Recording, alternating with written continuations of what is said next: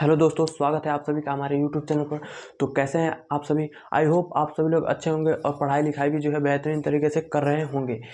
तो दोस्तों, मैं उम्मीद करता हूं कि आप लोगों का एग्ज़ाम जो है बहुत ही पास आ चुका है और आप जो है बिल्कुल जो है अच्छे तरीके से अपना एग्ज़ाम की तैयारी जो है कर रहे होंगे। तो आप लोगों का पहला पेपर जो है हिंदी का होने वाला है। तो हिंदी के अंतर्गत जितने भी इम्पोर्टेंट क्वेश्चन बनते हैं, जो बार बार एग्जाम में पूछे जाते हैं, वो चाहे हिंदी साहित्य का हो या फिर व्याकरण का हो या फिर हिंदी के कालखंड से संबंधित जो भी जो है प्रश्न बनते हैं, या फिर जितने भी हिंदी के काल बनते हैं, चाहे रीति काल हो, छायावादी काल हो, इनकी विशेषताओं पर जितने भी प्रश्न बनते हैं, उन सारे प्रश्नों को जो है हम बारी बारी से देख रहे हैं। तो उसी के क्रम में जो है आज हम लाए हैं कि हिंदी के जितने भी जो भी इम्पोर्टेंट जो है युग होते हैं, उन युगों की विशेषताएं क्या थी। ठीक है, ये हमारे परीक्षा में जो है 3 नंबरों में जो है बार बार पूछे जाते हैं और हर बार जो है दोस्तों फिक्स है कि आना ही है। 95% जो है दोस्तों संभावनाएं हैं इन क्वेश्चनों की आने की। इसलिए दोस्तों हम जो है सोचा हमने कि इस पे जो है एक वीडियो जरूर बनाया जाए, तो इसीलिए हम लेकर आए हैं हिंदी के कालखंड की विशेषताओं के बारे में। तो चलिए हम देख लेते हैं। हमारा पहला आता है द्विवेदी युग। और द्विवेदी युग की विशेषताएं क्या है दोस्तों, चलिए देखते हैं। इसकी पहली विशेषता हमारी हो जाती है कि काव्य में ब्रज भाषा के जगह खड़ी बोली का प्रयोग। ठीक है, यानी द्विवेदी युग की जो भी रचनाएं रची गई थी उसमें उसके काव्य में ब्रज भाषा के जगह पर खड़ी बोली का जो है प्रयोग किया गया है। ठीक है, और दूसरा इसकी रचनाएं क्या हो जाती है, स्वदेश प्रेम की भावना। इसका मतलब यह है दोस्तों कि द्विवेदी युग के अंतर्गत जो भी लेख लिखे गए, जो भी रचनाएं लिखी गई, उसमें जो है स्वदेश प्रेम की भावना को जो है कूट कूट कर दिखाया गया है कि स्वदेश के प्रति जो है कैसे प्रेम भाव को बनाकर रखना चाहिए। इन सभी बातों को जो है बताया गया है।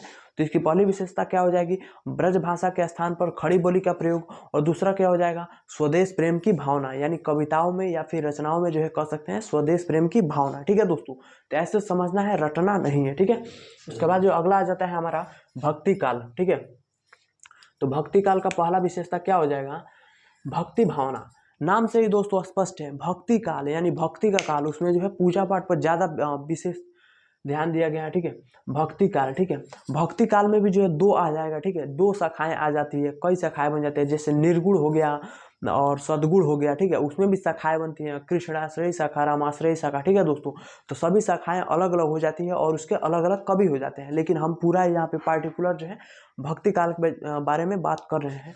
तो भक्ति काल की हमारी पहली विशेषता क्या हो जाएगी, भक्ति भावना। ठीक है दोस्तों, भक्ति भावना का मतलब यह नहीं कि केवल पूजा पाठ से ही, मतलब मन से या फिर हर एक चीज से जो है भक्ति बनाकर रखना भी जो है एक भक्ति भावना कहलाता है। तो इसका पहली विशेषता क्या हो जाएगा, भक्ति भावना। और दूसरा हो जाएगा गुरु की महिमा और माया की निंदा। यानी भक्ति काल में जो है गुरु का जो है बहुत ही महत्वपूर्ण स्थान दिया गया था। इसीलिए उसकी एक विशेषता यह बनती है कि गुरु की महिमा, मतलब गुरु की महिमा का जो है बहुत ही गुणगान किया गया था। ठीक है, भक्ति काल में। तो एक ये भी विशेषता हो जाएगा गुरु की महिमा। और अगला हो जाता है माया की निंदा। ठीक है दोस्तों, मतलब माया की निंदा मतलब ये बताया गया है कि यह संसार पूरा क्या है, मायावी है।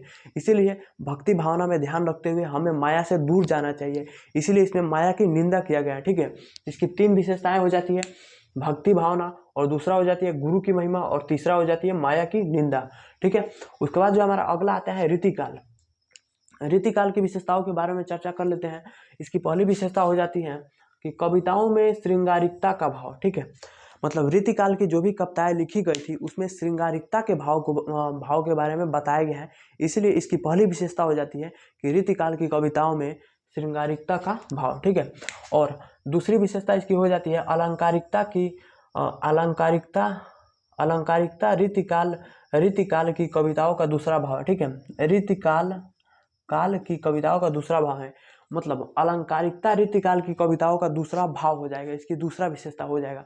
इसको ऐसे अपने भाषा में भी लिख सकते हैं कि अलंकारिकता भी रीतिकाल की जो है प्रमुख विशेषता हो जाती है। ठीक है, उसके बाद जो हमारा अगला आता है छायावादी युग।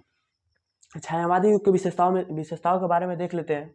इसमें कहा गया है कि कविताओं में देश प्रेम की भावना। ठीक है, मतलब कविताओं में देश प्रेम की भावना, मतलब देश के प्रति जो है हम जिस देश में रहते हैं उसका सम्मान करें, उसके राष्ट्र ध्वज का, चाहे जितने भी जो है हमारे देश से जुड़ी बातें होती है जो हमारे देश को जो है शिखर पे पहुंचाती है, उन सभी बातों को जो है ध्यान में रखते हुए रीतिकाल के अंतर्गत जो भी रचनाएं लिखी गई थी उसमें जो है देश प्रेम की भावनाओं को जो है भरपूर जो है प्रयोग दिखाया गया है। ठीक है, कि देश प्रेम जो है अत्यंत सर्वोत्तम है और उस देश प्रेम करना जो है बहुत ही ज़रूरी है।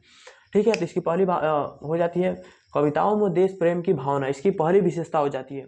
उसके बाद जो अगला इसका आता है कि वीर भाषाओं में कविताओं की रचना। ठीक है, मतलब कहने का मतलब यह है दोस्तों कि कविताओं में जो है वीरता की भावना को भी दिखाया गया है। ठीक है, कि जितने भी महापुरुष हैं उन लोगों के बारे में, जो उन लोगों के ऊपर भी जो है कविताएं लिखी गई थी।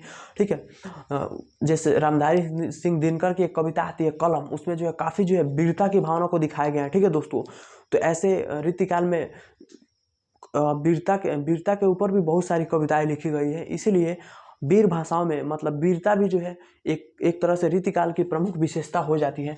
तो इसके दो विशेषता हो जाएंगे, पहला कविताओं में देश प्रेम की भावना और दूसरा क्या हो जाएगा कि कविताओं में वीरता यानी जागरूकता का प्रमाण। ठीक है, ये सारी जो हमारी बातें हो जाती हैं। तो ये दोस्तों चारों जो है बहुत ही इंपॉर्टेंट है। इन चारों को हम इसलिए लाए हैं कि यह जो है बार बार पूछे गए हैं, काफ़ी बार। ठीक है दोस्तों, यह स्किप हुए ही नहीं है, लगातार हमारे एग्जाम में जो है आ चुके हैं, इसलिए हम इन पे जो है चर्चा किए हैं। तो दोस्तों उम्मीद करता हूँ कि ये सारी बातें आपको समझ में आ गई होगी और इन कालखंडों की विशेषताएं आपको जो है याद हो गई होंगी। ठीक है दोस्तों, समझ कर याद करना है, रटना नहीं है। जैसे हम समझाएं वैसे समझिएगा। अगर एक बार समझ में नहीं आता है तो वीडियो को दोबारा देखिएगा और समझने का प्रयास कीजिएगा। तो जो है दोस्तों हमने साहित्य के ऊपर प्रश्न हिंदी साहित्य के जितने भी प्रश्न बनते हैं उस पर क्वेश्चन वीडियो बना चुके हैं, जाकर देखिएगा। और जो है कालखंड, जितने भी कालखंड बनते हैं उनके कार्यकाल क्या होते हैं, कब से कब तक बनते हैं, उन पे भी बना चुके हैं, वो भी जाकर देखिएगा। और जो हमारी जो विशेषताओं से संबंधित जो भी प्रश्न है वो हम करा दिए। ठीक है दोस्तों, तो अगले वीडियो में हम हिंदी व्याकरण के जो है बहुत ही इंपॉर्टेंट क्वेश्चन को लाने वाले हैं। ठीक है दोस्तों, तो वीडियो पसंद आया हो तो वीडियो को लाइक कीजिए, चैनल को सब्सक्राइब कीजिए और अपने मित्रों तक भी शेयर कीजिए। जो अभी जो है हिंदी की तैयारी नहीं किए हुए हैं, मात्र 2-3 दिन और एग्जाम बचा है, वो लोग भी जो है तैयारी कर ले और अच्छे अंक जो है हिंदी में प्राप्त करें। तो पढ़ते रहिए, मुस्कुराते ही रहिए और माता पिता का नाम रोशन करते रहिए। तब तक के लिए इतना ही। जय हिंद, वंदे मातरम।